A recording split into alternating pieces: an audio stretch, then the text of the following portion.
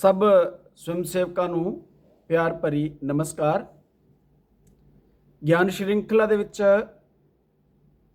अज 25वां दिन है और अज दी गलबात दा विशा है श्री गुरु जी, यानी राष्ट्रीय स्वयं सेवक संघ दे दूजे सरसंघ चालक, जिन्हां नूं प्यार दे नाल श्री गुरु जी कहा जाता है।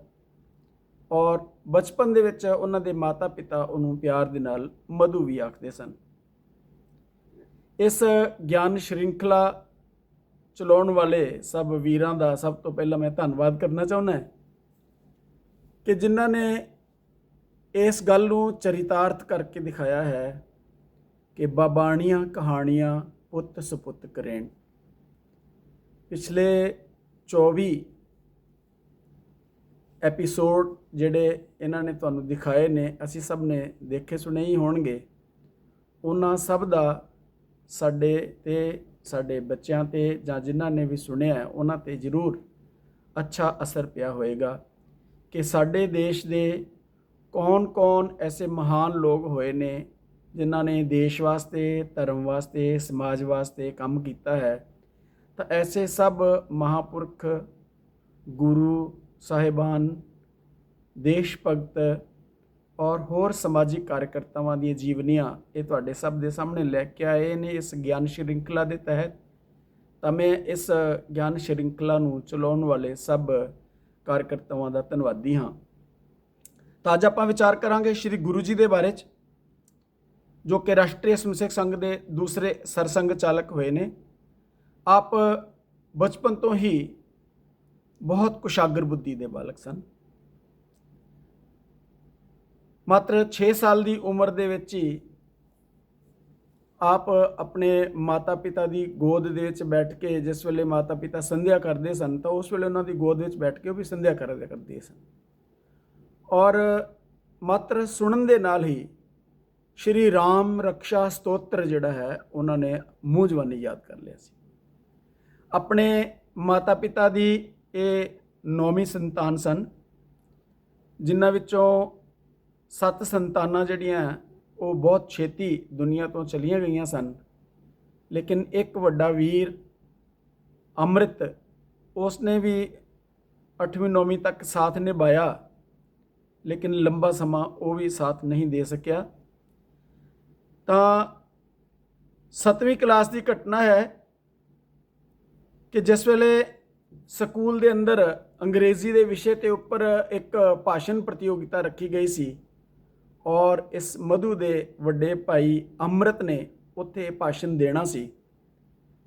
तो बड़ी मेहनत के नाल उसने भाषण जिहड़ा तैयार किया और वो हर रोज़ अभ्यास करता सी अपने भरा दे सामने और उसनूं ਉਹਦੀ फोटो प्रति दे के रखता सी भी तू सुन मैं सुनाना तैनूं मेरा भाषण, जिथे किते गलती होए तो दसी। तो मधु सुनता सी और अमृत बोलता सी। बड़ी अच्छी तैयारी चल रही सी, लेकिन प्रभु की कृपा करनी ऐसी हुई कि अमृत जिहड़ा है वो भाषण प्रतियोगिता तो एक दिन पहले बीमार हो गया। उन्हां दे अध्यापक घर पता करने वास्ते आए तो जानकारी मिली कि उस बालक की स्थिति तो यह है कि मंजे तो उठ भी नहीं सकता। तो अमृत के पिता के नाल उन्हां दे अध्यापक गलबात कर रहे ने। तो इन्नी देर नूं ये बालक मधु खेलदा होया उत्थे आउंदा है तो उन्हां दी चिंता का विषा पुछदा है। तो कहण लगदा है भी ये तो बड़ी सौखी गल है, तो भाषण तो मैं भी दे लेंगा। तो उन्हां दे अध्यापक जिहड़े है उन्होंने कहन लगे भी ये कोई बच्चों का खेल नहीं है, अंग्रेजी दे विच भाषण देना, फलाने विषय पर भाषण देना। तो मधु ने कहा भी तुहानूं मेरे ते विश्वास नहीं तो मैं तुहानूं सुना दिना। तो उन्होंने कहा ठीक है तू सुना भाषण। तो उन्होंने अपने पिता जी और अध्यापक के सामने वो सारा हूबहू 1 to A to Z सारा भाषण जिहड़ा उन्होंने बोल के सुनाया। अध्यापक बड़ा हैरान सी भी इस बालक ने कितों याद कर लिया, तैयारी तो अमृत कर रहा सी। तो उन्होंने पूछा गया भी तू किस तरह तैयार किया है। तो उसने दस्या भी मेरा भरा जिहड़ा प्रैक्टिस करता सी, मैं सुन सुन के वो सारा भाषण सीख लिया। ਤਾਂ ਅਗਲੇ ਦਿਨ ਉਹਦਾ ਭਾਸ਼ਣ ਜਿਹੜਾ ਮਧੂ ਦਾ ਉੱਥੇ ਅੰਮ੍ਰਿਤ ਦੀ ਥਾਂ 'ਤੇ ਕਰਵਾਇਆ ਗਿਆ ਔਰ ਮਧੂ ਪਹਿਲੇ ਸਥਾਨ 'ਤੇ ਰਿਹਾ ਭਾਸ਼ਣ ਪ੍ਰਤੀਯੋਗਿਤਾ ਦੇ ਅੰਦਰ। ਤਾਂ ਐਸੀ ਕੁਸ਼ਾਗਰ ਬੁੱਧੀ ਦਾ ਮਾਲਕ ਇਹ ਬਾਲਕ ਸੀ। ਹੋਰ ਥੋੜ੍ਹੇ ਵੱਡੇ ਹੋਏ ਤਾਂ BSc ਦੀ ਪੜ੍ਹਾਈ ਕਰਦੇ ਸਮੇਂ ਉਹਨਾਂ ਦੇ ਕਾਲਜ ਦੇ ਇੱਕ ਪ੍ਰੋਫੈਸਰ ਗਾਰਡਨਰ ਉਹਨਾਂ ਨੂੰ ਬਾਈਬਲ ਦਾ ਚੈਪਟਰ ਪੜ੍ਹਾ ਰਹੇ ਸਨ। ਤਾਂ ਬਾਈਬਲ ਦੇ ਇੱਕ ਰੈਫਰੈਂਸ ਦੇ ਬਾਰੇ 'ਚ ਉਹ ਕੁਝ ਗਲਤ ਟਿੱਪਣੀ ਕਰ ਗਏ। ਤਾਂ ਮਧੂ ਨੇ ਭਰੀ ਕਲਾਸ ਦੇ ਵਿੱਚ ਆਪਣੇ ਪ੍ਰੋਫੈਸਰ ਸਾਹਿਬ ਨੂੰ ਕਿਹਾ ਕਿ ਸਰ, ਇਸ ਸਥਾਨ ਦੇ ਉੱਤੇ ਇਹ ਵਾਲੀ ਜਿਹੜੀ ਤੁਸੀਂ ਉਦਾਹਰਨ ਦਿੱਤੀ ਹੈ, ਇਹ ਸੰਦਰਭ ਜਿਹੜਾ ਦੱਸਿਆ ਹੈ, ਇਹ ਇਸ ਤਰ੍ਹਾਂ ਨਹੀਂ ਹੈ, ਬਾਈਬਲ ਦੇ ਵਿੱਚ ਇਸ ਤਰ੍ਹਾਂ ਲਿਖਿਆ ਹੋਇਆ ਹੈ। ਤਾਂ ਉਹ ਸਾਰੀ ਸ਼ਬਦ ਉਹਨਾਂ ਨੇ ਪੜ੍ਹ ਕੇ ਸੁਣਾ ਦਿੱਤੇ। ਤਾਂ ਉਸ ਵੇਲੇ ਬਾਈਬਲ ਮੰਗਾਈ ਗਈ ਔਰ ਦੇਖਿਆ ਗਿਆ ਔਰ ਜੋ ਮਧੂ ਨੇ ਬੋਲਿਆ ਸੀ ਉਹ ਠੀਕ ਨਿਕਲਿਆ। ਤਾਂ ਪ੍ਰੋਫੈਸਰ ਸਾਹਿਬ ਨੇ ਉਹਨਾਂ ਦੀ ਪਿੱਠ ਥਪਥਪਾਈ ਵੀ ਤੂੰ ਇੱਕ ਹਿੰਦੂ ਪਰਿਵਾਰ ਦੇ ਵਿੱਚੋਂ ਹੋ ਕੇ ਵੀ ਬਾਈਬਲ ਨੂੰ ਇੰਨੇ ਢੰਗ ਦੇ ਨਾਲ, ਇੰਨੇ ਅੱਛੇ ਢੰਗ ਦੇ ਨਾਲ ਤੁਸੀਂ ਪੜ੍ਹਿਆ ਔਰ ਯਾਦ ਕੀਤਾ। ਇਸੇ ਤਰ੍ਹਾਂ ਹੀ ਇਹ ਬਾਲਕ ਜਿਹੜਾ ਹੈ ਅਸਮਾਨਯ ਸਹਿਣ ਸ਼ਕਤੀ ਦਾ ਔਰ ਦ੍ਰਿੜ ਨਿਸ਼ਚੈ ਦਾ ਮਾਲਕ ਵੀ ਸੀ। BSc ਦੀ ਪੜ੍ਹਾਈ ਦੇ ਸਮੇਂ ਪੇਪਰਾਂ ਦੇ ਦਿਨ ਨਜ਼ਦੀਕ ਸਨ। ਤਾਂ ਇੱਕ ਦਿਨ ਇਹਨਾਂ ਦੇ ਪੈਰ ਵਿੱਚ ਬਿੱਛੂ ਜਿਹੜਾ ਉਹ ਕੱਟ ਗਿਆ। ਤਾਂ ਪੇਪਰ ਸਿਰ 'ਤੇ ਹੈ, ਪੜ੍ਹਨਾ ਵੀ ਜ਼ਰੂਰੀ ਹੈ। ਤਾਂ ਉਹਨਾਂ ਨੇ ਉਸ ਕੱਟੇ ਹੋਏ ਜਿਸ ਸਥਾਨ 'ਤੇ ਬਿੱਛੂ ਨੇ ਕੱਟਿਆ ਸੀ ਉੱਥੇ ਥੋੜ੍ਹਾ ਕੱਟ ਲਗਾ ਕੇ ਆਪਣਾ ਪੈਰ ਜਿਹੜਾ ਹੈ ਇੱਕ ਬਾਲਟੀ ਦੇ ਵਿੱਚ, ਜਿਹਦੇ ਵਿੱਚ ਪੋਟਾਸ਼ੀਅਮ ਪਰਮੈਂਗਨੇਟ ਪਾਇਆ ਹੋਇਆ ਸੀ, ਉਹਦੇ 'ਚ ਪਾਣੀ ਦੇ ਵਿੱਚ ਆਪਣਾ ਪੈਰ ਰੱਖਿਆ ਔਰ ਪੜ੍ਹਾਈ ਕਰਨੀ ਸ਼ੁਰੂ ਕਰ ਦਿੱਤੀ। ਤਾਂ ਕੁਝ ਦੋਸਤਾਂ ਨੂੰ ਪਤਾ ਲੱਗਿਆ ਕਿ ਇਹਨੂੰ ਬਿੱਛੂ ਨੇ ਕੱਟਿਆ, ਉਹ ਪਤਾ ਲੈਣ ਵਾਸਤੇ ਆਏ।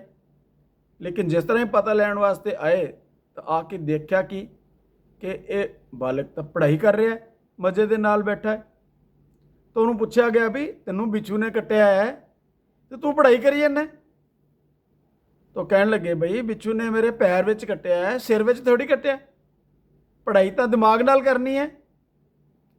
ਤਾਂ ਇੰਨੀ ਵੇਦਨਾ ਬਰਦਾਸ਼ਤ ਕਰਦੇ ਹੋਏ ਵੀ ਦ੍ਰਿੜ ਸੰਕਲਪ ਦੇ ਨਾਲ ਆਪਣੀ ਪੜ੍ਹਾਈ ਦੇ ਵਿੱਚ ਅੱਗੇ ਵਧਣ ਦਾ ਕੰਮ ਜਿਹੜਾ ਇਸ ਤਰ੍ਹਾਂ ਦੀ ਅਸਮਾਨਯ ਸਹਿਣ ਸ਼ਕਤੀ ਇਸ ਬਾਲਕ ਦੇ ਅੰਦਰ ਸੀ। ਇਸੇ ਤਰ੍ਹਾਂ ਹੀ ਅਨੁਸ਼ਾਸਨ ਪ੍ਰਿਯਤਾ ਵੀ ਉਹਦੇ ਜੀਵਨੀ ਜ਼ਿੰਦਗੀ ਦਾ ਇੱਕ ਹਿੱਸਾ ਸੀ। ਜਿਸ ਵੇਲੇ PhD ਕਰਨ ਦੇ ਵਾਸਤੇ ਚੇਨਈ ਦੇ ਵਿੱਚ ਗਏ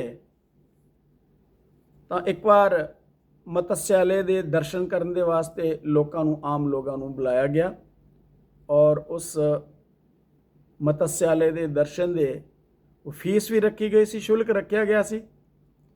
ਜੋ ਵੀ ਕੋਈ ਦੇਖਣ ਆਏਗਾ ਉਹ ਸ਼ੁਲਕ ਦੇਗਾ। ਲੇਕਿਨ ਇਸ ਸ਼ੁਲਕ ਦਾ ਚੈੱਕ ਕਰਨ ਦੇ ਵਾਸਤੇ ਡਿਊਟੀ ਲੱਗੀ ਹੋਈ ਸੀ ਮਾਧਵ ਦੀ। ਤਾਂ ਇਸ ਮਧੂ ਦੀ ਡਿਊਟੀ ਜਿਹੜੀ ਹੈ ਸ਼ੁਲਕ ਚੈੱਕ ਕਰਕੇ ਵੀ ਸ਼ੁਲਕ ਦਿੱਤਾ ਹੈ, ਪਰਚੀ ਦੇਖ ਕੇ ਫਿਰ ਅੰਦਰ ਜਾਣ ਦਿੱਤਾ ਜਾਂਦਾ ਸੀ। ਤਾਂ ਉੱਥੇ ਉਸ ਇਲਾਕੇ ਦੇ ਰਾਜਾ ਜਿਹੜਾ ਨਿਜ਼ਾਮ ਹੈਦਰਾਬਾਦ ਜਿਹੜਾ ਉਹ ਵੀ ਮਤਸਿਆਲੇ ਦੇਖਣ ਵਾਸਤੇ ਆਏ। ਤਾਂ ਬਾਲਕ ਮਧੂ ਜਿਹੜਾ ਹੈ ਉਸਨੇ ਸਟ੍ਰਿਕਟਲੀ ਜਿਹੜੀ ਇਹ ਗੱਲ ਕਹੀ ਕਿ ਚਾਹੇ ਕੋਈ ਰਾਜਾ ਹੋਵੇ ਜਾਂ ਕੋਈ ਗਰੀਬ, ਸਭ ਨੂੰ ਸ਼ੁਲਕ ਤਾਂ ਦੇਣਾ ਹੀ ਚਾਹੀਦਾ ਹੈ। ਤਾਂ ਨਿਜ਼ਾਮ ਹੈਦਰਾਬਾਦ ਨੂੰ ਵੀ ਆਪਣੀ ਪਰਚੀ ਕਟਵਾ ਕੇ ਮਤਸਿਆਲੇ ਦੇ ਦਰਸ਼ਨ ਕਰਨ ਦੀ ਅਨੁਮਤੀ ਮਿਲੀ। ਤਾਂ ਮੈਂ ਸਮਝਦਾ ਕਿ ਅਨੁਸ਼ਾਸਨ ਦੀ ਦ੍ਰਿਸ਼ਟੀ ਦੇ ਨਾਲ ਵੀ ਇਹ ਬਾਲਕ ਬਹੁਤ ਹੀ ਅਨੁਸ਼ਾਸਨ ਪ੍ਰਿਯ ਸੀ। ਇਸ ਤਰ੍ਹਾਂ ਦੀਆਂ ਹੋਰ ਵੀ ਅਨੇਕਾਂ ਉਦਾਹਰਨਾਂ ਉਹਨਾਂ ਦੇ ਜੀਵਨ ਦੀਆਂ ਮਿਲਦੀਆਂ। ਆਮ ਤੌਰ 'ਤੇ ਜੋ ਗੁਰੂ ਦਾ ਖਿਤਾਬ ਇਹਨਾਂ ਨੂੰ ਮਿਲਿਆ, ਸ਼੍ਰੀ ਗੁਰੂ ਜੀ ਲੋਕ ਇਹਨਾਂ ਨੂੰ ਕਹਿੰਦੇ ਨੇ, ਤੇ ਉਹਦਾ ਸੰਘ ਦੇ ਅੰਦਰ ਕੋਈ ਵੱਡਾ ਸਥਾਨ ਨਹੀਂ, ਕਿਉਂਕਿ ਸੰਘ ਦੇ ਵਿੱਚ ਗੁਰੂ ਸ਼ਬਦ ਜਿਹੜਾ ਹੈ ਉਹ ਸਿਰਫ ਭਗਵਾ ਧਵਜ ਵਾਸਤੇ ਹੀ ਹੈ। ਲੇਕਿਨ ਸੰਘ ਦੇ ਵਿੱਚ ਆਉਣ ਤੋਂ ਪਹਿਲਾਂ ਸ਼੍ਰੀ ਗੁਰੂ ਜੀ ਇੱਕ ਕਾਸ਼ੀ ਵਿਸ਼ਵਵਿਦਿਆਲਾ ਯੂਨੀਵਰਸਿਟੀ ਦੇ ਜਦੋਂ ਪੜ੍ਹਾਉਂਦੇ ਸਨ ਤਾਂ ਉਸ ਵੇਲੇ ਉੱਥੋਂ ਦੇ ਵਿਦਿਆਰਥੀਆਂ ਦੇ ਨਾਲ ਇਹਨਾਂ ਦੇ ਮਨ ਦੇ ਵਿੱਚ ਬਹੁਤ ਲਗਾਵ ਸੀ। ਹਰ ਵਿਦਿਆਰਥੀ ਦੀ ਮਦਦ ਕਰਨਾ, ਜਿਹਦੇ ਕੋਲ ਫੀਸ ਨਹੀਂ ਹੈ ਉਹਦੀ ਫੀਸ ਦੀ ਵਿਵਸਥਾ ਕਰਨੀ, ਜਿਹਦੇ ਕੋਲ ਪੁਸਤਕਾਂ ਨਹੀਂ ਹੈ ਉਹਦੀ ਪੁਸਤਕਾਂ ਦੀ ਵਿਵਸਥਾ ਕਰਨੀ, ਜਿਸ ਨੂੰ ਪੜ੍ਹਾਈ ਦੇ ਵਿੱਚ ਕੋਈ ਦਿੱਕਤ ਆ ਰਹੀ ਹੈ ਤੇ ਉਸ ਦਾ ਸਿਲੇਬਸ ਕਿਸ ਤਰ੍ਹਾਂ ਪੂਰਾ ਹੋਵੇ ਉਹਦੇ ਵਿੱਚ ਮਦਦ ਕਰਨੀ। ਤਾਂ ਵਿਦਿਆਰਥੀਆਂ ਦੇ ਵਿੱਚ ਉਹਨਾਂ ਦਾ ਇਸ ਤਰ੍ਹਾਂ ਦਾ ਸਥਾਨ ਬਣ ਗਿਆ ਸੀ ਕਿ ਹਰ ਵਿਦਿਆਰਥੀ ਉਹਨਾਂ ਨੂੰ ਗੁਰੂ ਜੀ ਕਹਿ ਕੇ ਬੁਲਾਉਂਦੇ ਸੀ, ਔਰ ਇਹ ਗੁਰੂ ਜੀ ਨਾਮ ਜਿਹੜਾ ਹੈ ਉਹਨਾਂ ਦੇ ਅੰਤ ਤੱਕ ਉਹਨਾਂ ਦੇ ਨਾਲ ਹੀ ਰਿਹਾ ਤੇ ਇੱਕ ਖਿਤਾਬ ਦੇ ਨਾਤੇ ਉਹਨਾਂ ਨੂੰ ਇਹ ਨਾਮ ਮਿਲਿਆ ਹੋਇਆ ਸੀ। 1935 ਦੇ ਵਿੱਚ ਆਪਨੇ BA LLB ਕੀਤੀ, ਔਰ ਉਸ ਤੋਂ ਬਾਅਦ ਮਾਤਾ ਪਿਤਾ ਦਾ ਇਹ ਇੱਕ ਉਹਨਾਂ ਦੇ ਉੱਪਰ ਰਹਿੰਦਾ ਸੀ ਵੀ ਤੂੰ ਸ਼ਾਦੀ ਕਦੋਂ ਕਰੇਗਾ, ਕਿਉਂਕਿ ਵੰਸ਼ ਚਲਾਉਣ ਵਾਲਾ ਇੱਕੋ ਇੱਕ ਬੇਟਾ ਹੀ ਬਚਿਆ ਸੀ। ਲੇਕਿਨ ਮਧੂ ਦੇ ਮਨ ਦੇ ਵਿੱਚ ਵੰਸ਼ ਚਲਾਉਣ ਦੀ ਗੱਲ ਨਹੀਂ, ਤਾਂ ਦੇਸ਼ ਦੇ ਹਾਲਾਤਾਂ ਨੂੰ ਦੇਖਦੇ ਹੋਏ ਦੇਸ਼ ਚਲਾਉਣ ਦੀ ਜਿਹੜੀ ਹੈ ਗੱਲਬਾਤ ਉਹਨਾਂ ਦੇ ਮਨ ਦੇ ਵਿੱਚ ਹਮੇਸ਼ਾ ਰਹਿੰਦੀ ਸੀ। ਤਾਂ ਇੱਕ ਵਾਰ ਫਿਰ ਉਹਨਾਂ ਨੇ ਆਪਣੇ ਮਾਤਾ ਪਿਤਾ ਨੂੰ ਇਹ ਸੰਦੇਸ਼ ਭੇਜ ਦਿੱਤਾ ਕਿ ਵੰਸ਼ ਚਲਾਉਣ ਨਾਲੋਂ ਬਿਹਤਰ ਹੈ ਕਿ ਅਗਰ ਇਸ ਦੇਸ਼ ਦੇ ਹਜ਼ਾਰਾਂ ਵੰਸ਼ਾਂ ਦੀ ਠੀਕ ਢੰਗ ਦੇ ਨਾਲ ਚੱਲਣ ਦੀ ਵਿਵਸਥਾ ਕਰ ਦਿੱਤੀ ਜਾਵੇ ਤਾਂ ਉਹ ਜ਼ਿਆਦਾ ਬਿਹਤਰ ਹੈ। ਮੈਂ ਇੱਕ ਵੰਸ਼ ਨੂੰ ਚਲਾਉਣ ਦੀ ਬਜਾਏ ਸਾਰੇ ਦੇਸ਼ ਦੇ ਵੰਸ਼ਜ ਨੂੰ ਚਲਾਉਣ ਦੇ ਵਾਸਤੇ ਮੈਂ ਪ੍ਰਯਤਨ ਕਰਾਂਗਾ। ਤਾਂ ਉਸ ਦਿਨ ਤੋਂ ਬਾਅਦ ਇਹਨਾਂ ਦੇ ਵਿਆਹ ਦੇ ਸੰਬੰਧ ਦੇ ਚਰਚੇ ਜਿਹੜੇ ਆ ਸਾਰੇ ਉਸ ਦਿਨ ਤੋਂ ਬਾਅਦ ਖਤਮ ਹੋ ਗਏ। ਪੜ੍ਹਾਈ ਪੂਰੀ ਹੋਣ ਤੋਂ ਬਾਅਦ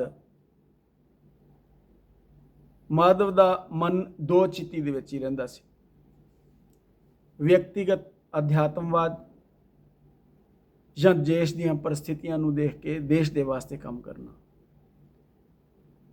ਤਾਂ ਉਹਨਾਂ ਨੇ ਸ਼ੁਰੂਆਤੀ ਦੌਰ ਦੇ ਵਿੱਚ ਅਧਿਆਤਮਵਾਦ ਵੱਲ ਆਪਣੇ ਕਦਮ ਵਧਾਏ। ਨਾਗਪੁਰ ਦੇ ਅੰਦਰ ਹੀ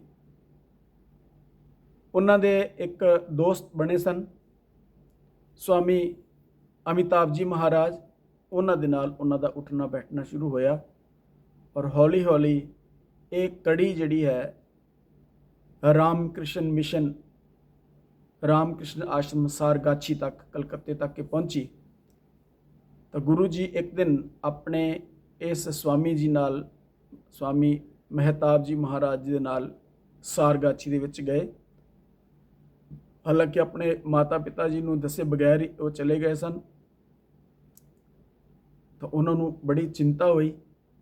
ਡਾਕਟਰ ਹੈਡਗੇਵਾਰ ਜੀ ਨੇ ਵੀ ਇਸ ਬਾਲਕ ਦੇ ਨਾਲ ਸੰਪਰਕ ਜਿਹੜਾ ਆਇਆ ਸੀ ਉਹਦੇ ਤੋਂ ਉਹਨਾਂ ਨੂੰ ਲੱਗਦਾ ਸੀ ਕਿ ਇਹ ਬਾਲਕ ਤੋਂ ਬਹੁਤ ਵੱਡੀਆਂ ਵੱਡੀਆਂ ਆਸ਼ਾਵਾਂ ਸਾਨੂੰ ਸੰਗ ਦੇ ਵਾਸਤੇ ਹਨ। ਤਾਂ ਜਿਸ ਵੇਲੇ ਡਾਕਟਰ ਹੈਡਗੇਵਾਰ ਜੀ ਨੂੰ ਵੀ ਪਤਾ ਲੱਗਿਆ ਕਿ ਉਹ ਸਾਰਗਾਛੀ ਚਲਾ ਗਿਆ ਤਾਂ ਉਹਨਾਂ ਦੀ ਚਿੰਤਾ ਵੀ ਥੋੜੀ ਵਧੀ। लेकिन सारगाछी जान तो बाद उन्होंने अपने उस स्थान के गुरु साहिबान स्वामी अखंडानंद जी, जो स्वामी विवेकानंद जी के गुरु भाई सन, उन्हों की बहुत तन मन के नाल सेवा की। बेशक MSc इन्होंने की हुई सी, LLB भी की हुई सी, लेकिन इन्हों सेवा के काम दे विच जो लगाया गया, असी समझते भी सब तो छोटा काम जिहड़ा सेवा का वो उन्होंने दिता गया। वो की सी कि रसोई घर के सारे बर्तन साफ करने का काम जिहड़ा इन्होंने मिलिया। लेकिन हैरानी की गल यह है कि इस बालक नूं जो भी काम मिलिया उसने बड़े ही सुचज्जे ढंग दे नाल उसनूं करके दिखाया। तो रसोई घर के सारे बर्तन इस तरह के नाल चमका दिते कि एक दिन जदों स्वामी अखंडानंद जी खुद रसोई दे विच दर्शन करने वास्ते आए तो उन्होंने रसोईवान नूं पुछया भी ये बर्तन नवे मंगाए हैं सारे। तो उन्होंने कहा नहीं महाराज, ये सारे पुराने ही बर्तन है, ये नवे इस बालक ने किते, जिहड़ा तुहाडा ये MSc का विद्यार्थी बालक इत्थे आया सेवा वास्ते, इसने सारे नवे बनाए। तो स्वामी अखंडानंद जी उन्होंने सेवा के उत्ते बहुत प्रसन्न होए और उन्होंने उन्होंने एक दिन दीक्षा का समा भी दिता भी फलाने दिन तेरी दीक्षा होएगी। तो मकर संक्रांति वाले दिन उन्होंने दीक्षा देने का काम जिहड़ा किया गया। तो दीक्षा मिलने तो बाद श्री गुरु जी बहुत ही प्रसन्न सन। उन्होंने कहा ਕਿ ਹਜ਼ਾਰਾਂ ਜਨਮਾਂ ਤੋਂ ਬਾਅਦ ਜੋ ਸੁਭਾਗਯ ਕਿਸੇ ਵਿਅਕਤੀ ਨੂੰ ਪ੍ਰਾਪਤ ਹੁੰਦਾ ਹੈ, ਉਹ ਸੁਭਾਗਯ ਅੱਜ ਮੈਨੂੰ ਪ੍ਰਾਪਤ ਹੋਇਆ ਹੈ। ਅਰਥਾਤ ਕਿ ਉਹ ਸੰਨਿਆਸ ਧਾਰਨ ਕਰਕੇ ਅਤੀ ਪ੍ਰਸੰਨ ਸਨ ਕਿ ਹੁਣ ਮੋਕਸ਼ ਪ੍ਰਾਪਤ ਕਰਨਾ ਕੋਈ ਲੰਬਾ ਚੌੜਾ ਕੰਮ ਨਹੀਂ। ਲੇਕਿਨ ਦੋ ਚਿੱਤੀ ਮਨ ਦੇ ਵਿੱਚ ਉਸ ਵੇਲੇ ਵੀ ਸੀ, ਔਰ ਇਹ ਦੋ ਚਿੱਤੀ ਜਿਹੜੀ ਹੈ ਉਸ ਵੇਲੇ ਬਿਲਕੁਲ ਕਲੀਅਰ ਹੋ ਗਈ ਜਿਸ ਵੇਲੇ ਸਵਾਮੀ ਅਖੰਡਾਨੰਦ ਜੀ ਨੇ ਸ਼੍ਰੀ ਗੁਰੂ ਜੀ ਨੂੰ ਇਹ ਆਦੇਸ਼ ਦਿੱਤਾ ਕਿ ਤੁਹਾਡਾ ਮਾਰਗ ਡਾਕਟਰ ਹੈਡਗੇਵਾਰ ਜੀ ਤੈਅ ਕਰਨਗੇ, ਤਾਂ ਤੁਸੀਂ ਡਾਕਟਰ ਹੈਡਗੇਵਾਰ ਜੀ ਕੋਲੇ ਜਾਣਾ ਹੈ। ਤਾਂ ਇਹ ਬਾਲਕ ਜਿਹੜਾ ਹੈ ਦੀਕਸ਼ਾ ਲੈਣ ਤੋਂ ਬਾਅਦ ਨਾਗਪੁਰ ਦੇ ਵਿੱਚ ਆਏ ਔਰ ਡਾਕਟਰ ਹੈਡਗੇਵਾਰ ਜੀ ਦੇ ਸੰਪਰਕ ਦੇ ਵਿੱਚ ਫਿਰ ਉਹਨਾਂ ਨੇ ਰਹਿਣਾ ਸ਼ੁਰੂ ਕੀਤਾ।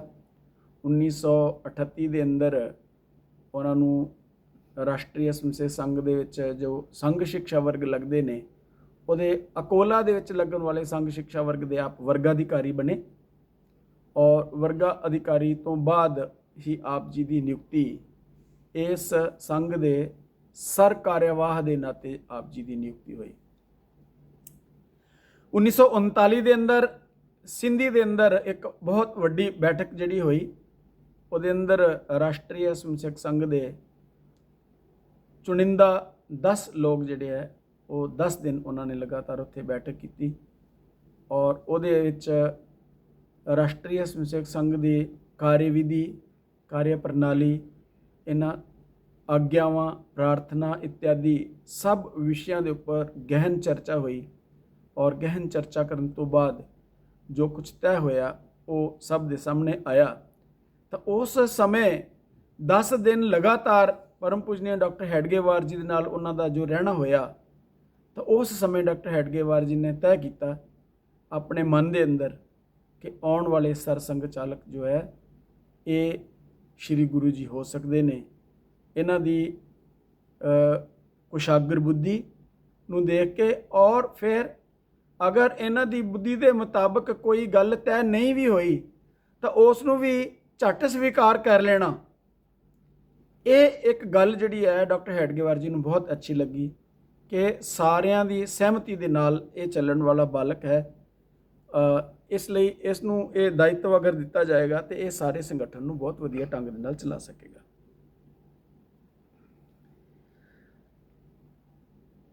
ਕੁਝ ਸਮੇਂ ਦੇ ਬਾਅਦ ਡਾਕਟਰ ਹੈਡਗੇਵਾਰ ਜੀ ਦੀ ਸਿਹਤ ਜਿਹੜੀ ਹੈ ਜਦੋਂ ਜਵਾਬ ਦੇਣ ਲੱਗੀ ਤਾਂ ਨਾਸਿਕ ਦੇ ਨਜ਼ਦੀਕ ਦੇਵਲਾਲੀ ਨਾਮ ਦੇ ਸਥਾਨ ਦੇ ਉੱਤੇ ਡਾਕਟਰ ਹੈਡਗੇਵਾਰ ਜੀ ਆਪਣੀ ਟ੍ਰੀਟਮੈਂਟ ਦੇ ਵਾਸਤੇ ਗਏ।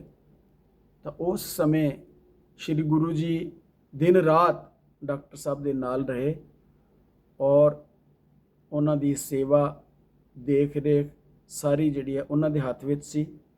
ਦਿਨ ਰਾਤ ਨੀਂਦਰੇ ਕੱਟ ਕੇ ਵੀ ਉਹਨਾਂ ਨੇ ਡਾਕਟਰ ਹੈਡਗੇਵਾਰ ਜੀ ਦੀ ਸੇਵਾ ਕੀਤੀ, ਔਰ ਉਸ ਬਿਮਾਰੀ ਦੇ ਵਿੱਚੋਂ ਉਹਨਾਂ ਨੂੰ ਬਾਹਰ ਕੱਢ ਕੇ ਲੈਂਦਾ, ਔਰ ਫਿਰ ਉੱਥੋਂ ਤੰਦਰੁਸਤ ਹੋਣ ਤੋਂ ਬਾਅਦ ਡਾਕਟਰ ਹੈਡਗੇਵਾਰ ਜੀ ਨਾਗਪੁਰ ਗਏ।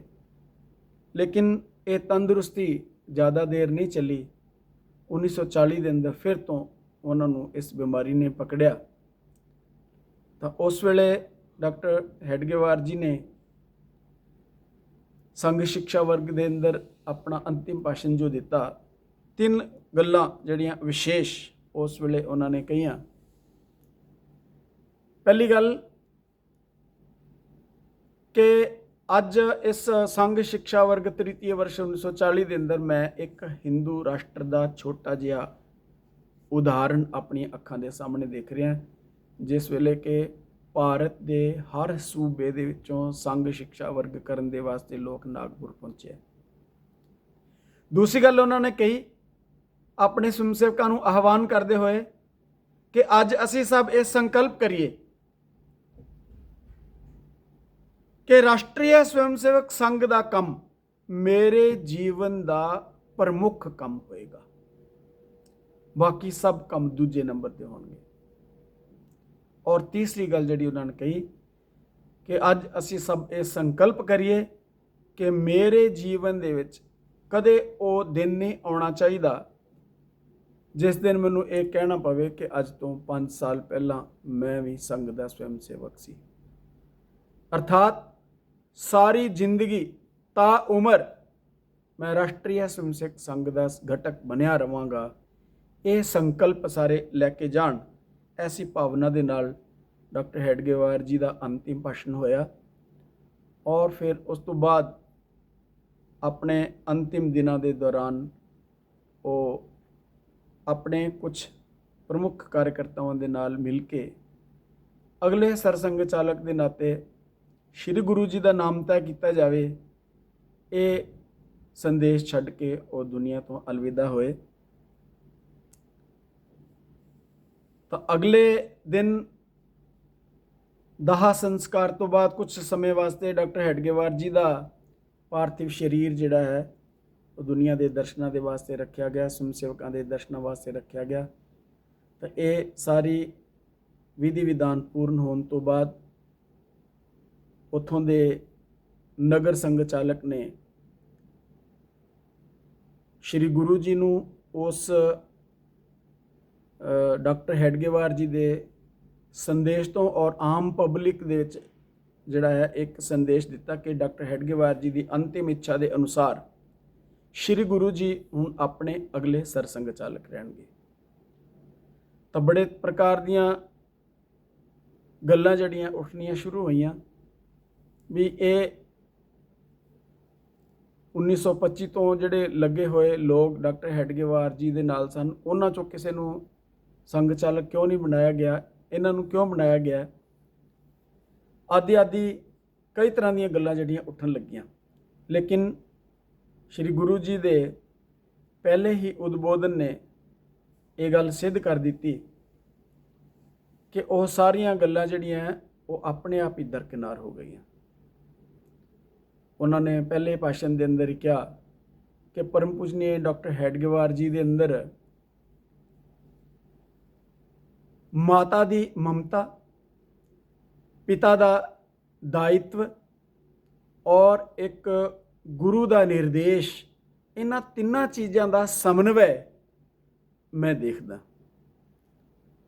ਔਰ ਇਹਦੇ ਨਾਲ ਨਾਲ ਹੀ ਉਹਨਾਂ ਨੇ ਗੱਲ ਕਹੀ ਕਿ ਸਰਸੰਘ ਚਾਲਕ ਦਾ ਐਡਾ ਵੱਡਾ ਦਾਇਤਵ ਮੇਰੇ ਮੋਢਿਆਂ ਤੇ ਪਰਮ ਪੂਜਨੀਏ ਡਾਕਟਰ ਹੈਡਗੇਵਾਰ ਜੀ ਨੇ ਪਾਇਆ, ਮੈਂ ਉਸ ਜੋਗਾ ਤਾਂ ਨਹੀਂ, ਪਰ ਇਹ ਇੱਕ ਵਿਕਰਮਾਦਿੱਤੇ ਦਾ ਸਿੰਘਾਸਨ ਹੈ ਔਰ ਇਸ ਸਿੰਘਾਸਨ ਤੇ ਕੋਈ ਗਡਰੀਆ ਦਾ ਬਾਲਕ ਵੀ ਅਗਰ ਬੈਠੇਗਾ ਤਾਂ ਉਹ ਅਨਿਆਏ ਨਹੀਂ ਕਰ ਸਕਦਾ। ਡਾਕਟਰ ਹੈਡਗੇਵਾਰ ਜੀ ਦੇ ਕਰਮਾਂ ਦਾ ਪੁੰਨ ਪ੍ਰਤਾਪ ਹੀ ਇੰਨਾ ਹੈ ਕਿ ਇਸ ਸਥਾਨ ਦੇ ਉੱਤੇ ਜੋ ਵੀ ਬੈਠੇਗਾ ਉਹ ਉਚਿਤ ਫੈਸਲਾ ਹੀ ਕਰੇਗਾ। ਤਾਂ ਐਸੇ ਭਾਸ਼ਣ ਨੂੰ ਸੁਣ ਕੇ ਸਭ ਦੇ ਲੋਕਾਂ ਦੇ ਮਨ ਦੇ ਅੰਦਰ ਇਹ ਠੰਡ ਪਈ ਕਿ ਇਹ ਇੱਕ ਉਚਿਤ ਨਿਰਣੈ ਪਰਮ ਪੂਜਨੀਏ ਡਾਕਟਰ ਹੈਡਗੇਵਾਰ ਜੀ ਦਾ ਸੀ, ਸਭ ਨੂੰ ਨਾਲ ਲੈ ਕੇ ਚੱਲਣਗੇ। ਅਗਲੇ ਭਾਸ਼ਣ ਦੇ ਵਿੱਚ ਉਹਨਾਂ ਨੇ ਦੂਸਰੀ ਗੱਲ ਡਾਕਟਰ ਹੈਡਗੇਵਾਰ ਗੁਰੂ ਜੀ ਨੇ ਜੋ ਕਹੀ ਕਿ ਡਾਕਟਰ ਹੈਡਗੇਵਾਰ ਜੀ ਦੁਆਰਾ ਸਥਾਪਿਤ ਇਹ ਸੰਗਠਨ ਇੱਕ ਅਭੇਦ ਕਿਲਾ ਹੈ ਔਰ ਇਸ ਕਿਲੇ ਦੇ ਉੱਤੇ ਚੁੰਝ ਮਾਰਨ ਵਾਲੇ ਲੋਕਾਂ ਦੀ ਚੁੰਝ ਤਾਂ ਟੁੱਟ ਜਾਏਗੀ, ਲੇਕਿਨ ਇਸ ਅਭੇਦ ਕਿਲੇ ਦਾ ਕੋਈ ਨੁਕਸਾਨ ਹੋਣ ਵਾਲਾ ਨਹੀਂ। ਤਾਂ ਐਸੇ ਪ੍ਰਮੁੱਖ ਭਾਸ਼ਣਾਂ ਦੇ ਕਰਕੇ ਸਭ ਸਵੈਮ ਸੇਵਕਾਂ ਦੇ ਅੰਦਰ ਇਹ ਆਸ਼ਾ ਜਿਹੜੀ ਹੈ ਬਣੀ ਕਿ ਸਾਡਾ ਇਹ ਸੰਗਠਨ ਸੁਚੱਜੇ ਹੱਥਾਂ ਦੇ ਵਿੱਚ ਦਿੱਤਾ ਗਿਆ ਹੈ। ਲੇਕਿਨ ਇਸ ਸੰਗਠਨ ਦੀ ਜ਼ਿੰਮੇਵਾਰੀ ਮਿਲਣ ਤੋਂ ਤੁਰੰਤ ਬਾਅਦ ਹੀ ਬਹੁਤ ਸਾਰੀਆਂ ਔਕੜਾਂ ਦਾ ਸਾਹਮਣਾ ਪਰਮ ਪੂਜਨੀਏ ਗੁਰੂ ਜੀ ਨੂੰ ਕਰਨਾ ਪਿਆ। ਅਸੀਂ ਸਾਰੇ ਜਾਣਦੇ ਹਾਂ ਕਿ ਭਾਰਤ ਛੱਡੋ ਅੰਦੋਲਨ ਮਹਾਤਮਾ ਗਾਂਧੀ ਨੇ ਉਹਨਾਂ ਦਿਨਾਂ ਦੇ ਵਿੱਚ ਸ਼ੁਰੂ ਕੀਤਾ, ਜਿਸ ਵੇਲੇ ਦੂਜਾ ਵਿਸ਼ਵ ਯੁੱਧ ਖਤਮ ਹੋਇਆ ਔਰ ਅੰਗਰੇਜ਼ ਬਹੁਤ ਕਮਜ਼ੋਰ ਪੈ ਚੁੱਕਿਆ ਸੀ। ਤਾਂ ਭਾਰਤ ਦੇ ਅੰਦਰ ਕੋਈ ਐਸੀ ਸ਼ਕਤੀ ਨਹੀਂ ਸੀਗੀ ਕਿ ਇਸ ਕਮਜ਼ੋਰ ਅੰਗਰੇਜ਼ ਦੀ ਹਕੂਮਤ ਦਾ ਕੋਈ ਲਾਭ ਉਠਾਇਆ ਜਾ ਸਕੇ। ਐਸੀ ਸਥਿਤੀ ਦੇ ਅੰਦਰ ਮਹਾਤਮਾ ਗਾਂਧੀ ਨੇ ਇਹ ਅੰਦੋਲਨ ਸ਼ੁਰੂ ਜ਼ਰੂਰ ਕੀਤਾ, ਅੰਗਰੇਜ਼ੋ ਭਾਰਤ ਛੋੜੋ, ਲੇਕਿਨ ਅੰਗਰੇਜ਼ ਦੇ ਅਤਿਆਚਾਰਾਂ ਨੇ 3 ਮਹੀਨਿਆਂ ਦੇ ਅੰਦਰ ਹੀ ਇਸ ਅੰਦੋਲਨ ਨੂੰ ਤਹਿਸ਼ ਨਹਿਸ਼ ਕਰ ਦਿੱਤਾ ਔਰ ਇਹ ਸਾਰਾ ਅੰਦੋਲਨ ਠੁੱਸ ਹੋ ਗਿਆ। ਇੰਨਾ ਹੀ ਨਹੀਂ ਤਾਂ ਇਸ ਤੋਂ ਬਾਅਦ ਅੰਗਰੇਜ਼ ਨੇ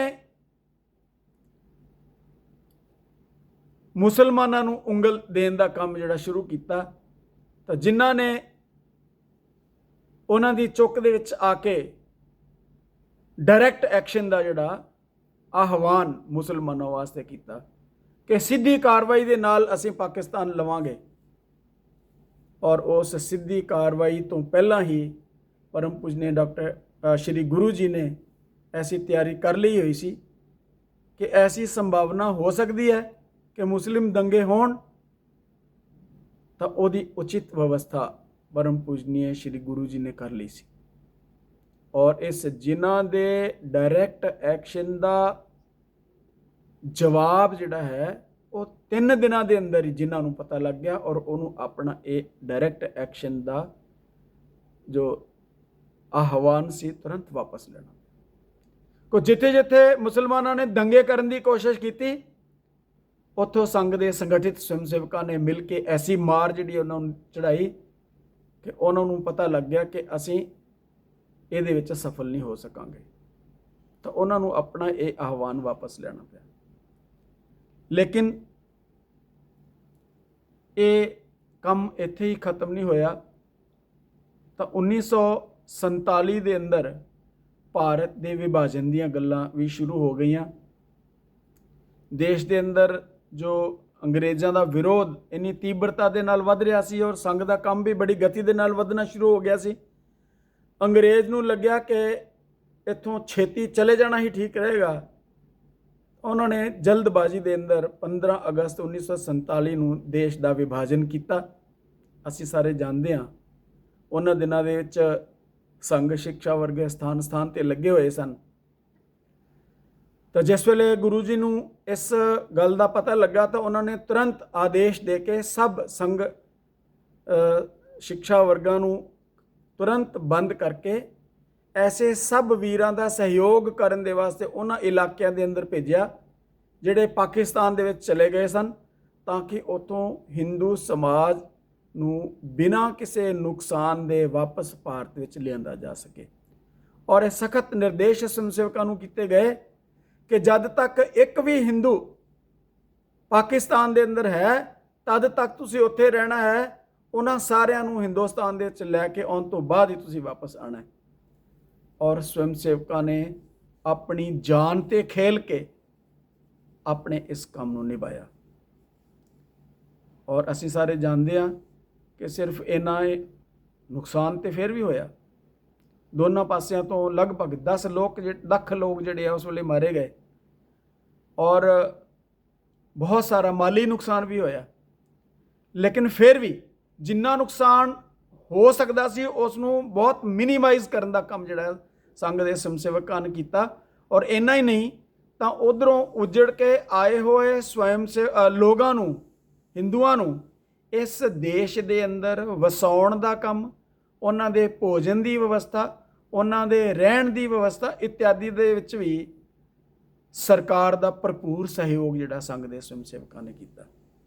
ਉਹਨਾਂ ਦਿਨਾਂ ਦੇ ਅੰਦਰ ਸ਼੍ਰੀ ਗੁਰੂ ਜੀ ਦਾ ਪ੍ਰਵਾਸ ਇੰਨੀ ਤੀਬਰਤਾ ਦੇ ਨਾਲ ਹੋ ਰਿਹਾ ਸੀ ਕਿ ਹਰ ਸਥਾਨ ਦੇ ਉੱਤੇ ਜਾ ਕੇ ਆਪਣੀ ਜਾਨ ਨੂੰ ਜੋਖਮ ਦੇ ਵਿੱਚ ਪਾ ਕੇ ਵੀ ਗੁਰੂ ਜੀ ਉਸ ਵੇਲੇ ਪ੍ਰਵਾਸ ਕਰ ਰਹੇ ਸਨ।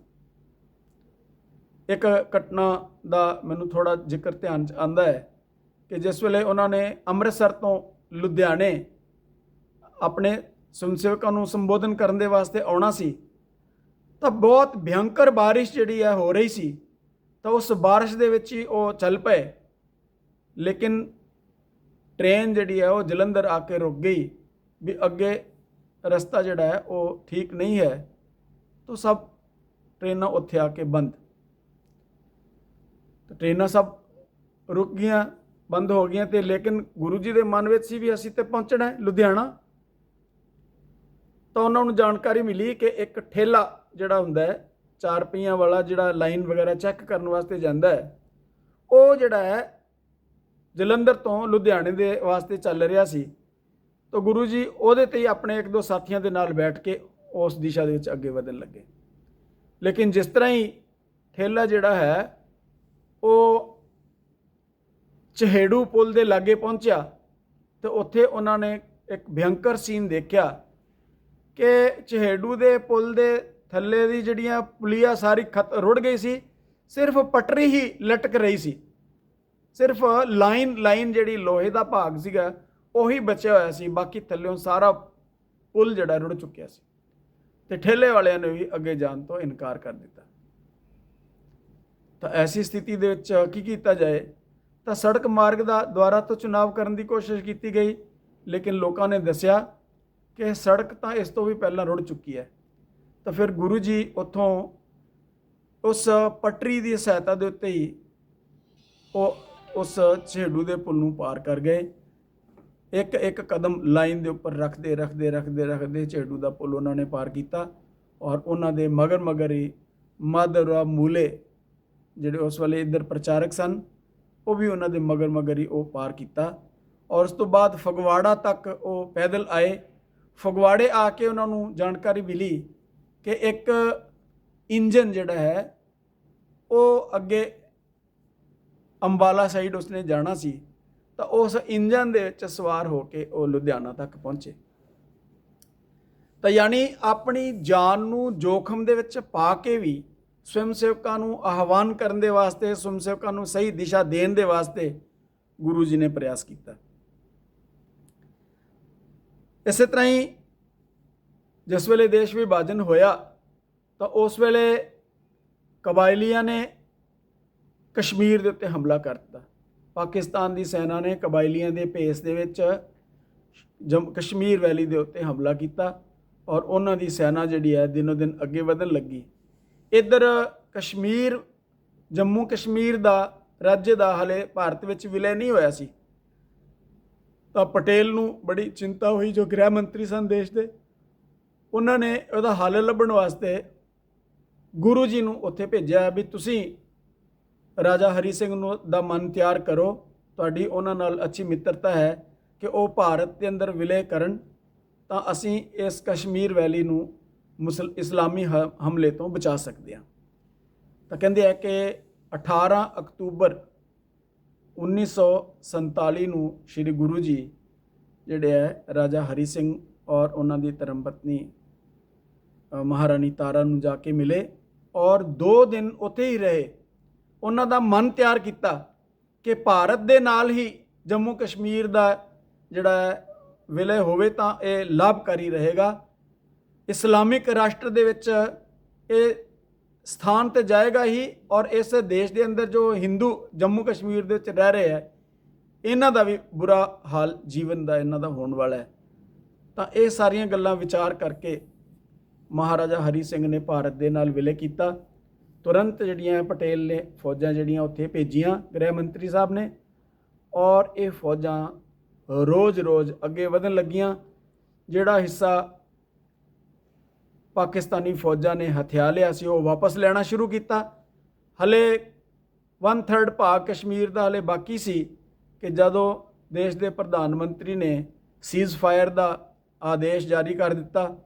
उस वेले फौजां दे इंचार्ज हले कह रहे थे कि सानू 1 दिन का होर मौका दिओ जी, असी सारा कश्मीर खाली करा सकते हैं। लेकिन सीज़ फायर जिहड़ा है ख़त्म करके केस नूं UNO दे विच लिजाया गया और अज तक असी देख रहे हैं उसका की हाल है, असी सब जानते हैं। और इस तो तुरंत बाद एक होर वड्डी आफत जिहड़ी है राष्ट्रीय स्वयंसेवक संघ ते उस वेले आई जदों नथूराम गौडसे नाम के किसी व्यक्ति ने महात्मा गांधी जी का कतल किया और नेहरू जी को एक मौका मिल गया ये राष्ट्रीय स्वयंसेवक संघ को दबाउण दा। तो उन्होंने ये हत्या का आरोप राष्ट्रीय स्वयंसेवक संघ के उपर लगाया और दूसरे ही दिन गुरु जी को बंबई तो उन्होंने गिरफ्तार कर लिया। तो अपने सारे कार्यक्रम स्थगित करके श्री गुरु जी ने महात्मा गांधी जी का हत्या का संदेश सुनते ही नेहरू जी और देश के गृह मंत्री पटेल जी को चिट्ठी लिखी कि बहुत ही दुर्भाग्यपूर्ण होया है। लेकिन ਨਹਿਰੂ ਤਾਂ RSS ਨੂੰ ਖਤਮ ਕਰਨਾ ਚਾਹੁੰਦਾ ਸੀ, ਜਿਹਦੇ ਕਰਕੇ ਉਹਨਾਂ ਨੇ ਆਰੋਪ ਹੀ ਗੁਰੂ ਜੀ ਦੇ ਉੱਪਰ ਲਗਾਇਆ ਵੀ ਤੁਹਾਡੀ ਹੀ ਛੜਯੰਤਰ ਦੇ ਕਾਰਨ ਇਹ ਸਭ ਹੋਇਆ, ਔਰ ਉਹਨਾਂ ਨੂੰ ਜੇਲ੍ਹ ਦੇ ਅੰਦਰ ਭੇਜਿਆ। ਔਰ ਅਸੀਂ ਸਾਰੇ ਜਾਣਦੇ ਹਾਂ ਕਿ ਗੁਰੂ ਜੀ ਨੇ ਤੁਰੰਤ ਜਿਹੜਾ ਹੈ ਸੰਘ ਨੂੰ ਡਿਸਬੈਨ ਕੀਤਾ ਔਰ ਗੱਲਬਾਤ ਦੇ ਜ਼ਰੀਏ ਰਾਹੀਂ ਇਸ ਸਮੱਸਿਆ ਨੂੰ ਹੱਲ ਕਰਨ ਦਾ ਪ੍ਰਯਾਸ ਕੀਤਾ।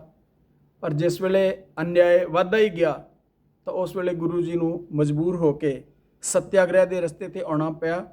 ਔਰ ਅਸੀਂ ਸਾਰੇ ਜਾਣਦੇ ਹਾਂ ਕਿ ਇੱਕ ਨੌਜਵਾਨਾਂ ਦਾ 2500-5000 ਨੌਜਵਾਨਾਂ ਦਾ ਸੰਗਠਨ ਸੋਚ ਕੇ ਇਹਦੇ 'ਤੇ ਹਮਲਾ ਕੀਤਾ ਗਿਆ ਸੀ, ਲੇਕਿਨ ਇਹਦੇ ਸਿੰਪੈਥਾਈਜ਼ਰਸ ਇੰਨੇ ਕੁ ਸਮਾਜ ਦੇ ਅੰਦਰ ਸੀ ਕਿ ਨਹਿਰੂ ਨੂੰ ਵੀ ਦੰਦਾਂ ਥੱਲੇ ਉਂਗਲੀ ਦਬਾ ਕੇ ਸੋਚਣਾ ਪਿਆ ਵੀ ਇਹ ਕੀ ਬਣ ਗਿਆ, ਮੈਂ ਕਿਹਦੇ ਨਾਲ ਪੰਗਾ ਲੈ ਲਿਆ। 77,090 ਲੋਕਾਂ ਨੇ ਸੱਤਿਆਗ੍ਰਹਿ ਦੇ ਵਿੱਚ ਭਾਗ ਲਿੱਤਾ। ਦੇਸ਼ ਦੀਆਂ ਸਾਰੀਆਂ ਜੇਲ੍ਹਾਂ ਜਿਹੜੀਆਂ ਸੱਤਿਆਗ੍ਰਹੀਆਂ ਦੇ ਨਾਲ ਭਰ ਗਈਆਂ। ਤਾਂ ਨਹਿਰੂ ਜੀ ਨੂੰ ਸੋਚਣਾ ਪਿਆ ਕਿ ਮੈਂ ਇਹ ਕਿੱਥੇ ਭੁੰਡਾਂ ਦੇ ਖੱਖਰ ਨਾਲ ਪੰਗਾ ਲੈ ਲਿਆ, ਔਰ ਫਿਰ ਇੱਕ ਬਹਾਨਾ ਬਣਾ ਕੇ ਕਿ ਇਸ ਸੰਗਠਨ ਦਾ ਕੋਈ ਸੰਵਿਧਾਨ ਨਹੀਂ ਹੈ, ਅਗਰ ਇਹ ਸੰਵਿਧਾਨ ਆਪਣਾ ਲਿਖ ਕੇ ਦੇ ਦੇਣ ਤਾਂ ਫਿਰ ਅਸੀਂ ਇਹਨਾਂ ਦੇ ਉੱਤੇ ਇਹ ਪ੍ਰਤੀਬੰਧ ਲਗਾਇਆ ਚੱਕ ਲਵਾਂਗੇ। ਤਾਂ ਇੱਕ ਬਹਾਨੇ ਦੇ ਨਾਲ ਇਹ ਸਾਰਾ ਕੇਸ ਸਮਾਪਤ ਕੀਤਾ ਗਿਆ ਔਰ ਮਹਾਤਮਾ ਗਾਂਧੀ ਦੀ ਹੱਤਿਆ ਦਾ ਕੇਸ ਕੋਰਟ ਦੇ ਅੰਦਰ ਚੱਲਿਆ। ਔਰ ਪਟੇਲ ਸਾਹਿਬ ਤਾਂ ਪਹਿਲਾਂ ਹੀ ਕਹਿ ਰਹੇ ਸਨ ਕਿ ਮੈਂ ਆਪਣੀਆਂ ਸਾਰੀ ਏਜੰਸੀਆਂ ਤੋਂ ਪਤਾ ਕਰਵਾ ਲਿਆ ਹੈ ਕਿ ਰਾਸ਼ਟਰੀ ਸਵੈਮਸੇਵਕ ਸੰਘ ਦਾ ਇਹਦੇ ਵਿੱਚ ਕੋਈ ਹੱਥ ਨਹੀਂ ਹੈ। ਔਰ ਉਹੀ ਕੋਰਟ ਨੇ ਵੀ ਸਾਬਿਤ ਕੀਤਾ ਕਿ ਰਾਸ਼ਟਰੀ ਸਵੈਮਸੇਵਕ ਸੰਘ ਦਾ ਮਹਾਤਮਾ ਗਾਂਧੀ ਦੀ ਹੱਤਿਆ ਵਿੱਚ ਕੋਈ ਹੱਥ ਨਹੀਂ ਹੈ। ਉਸ ਤੋਂ ਬਾਅਦ ਸਮਾਜ ਦੇ ਅੰਦਰ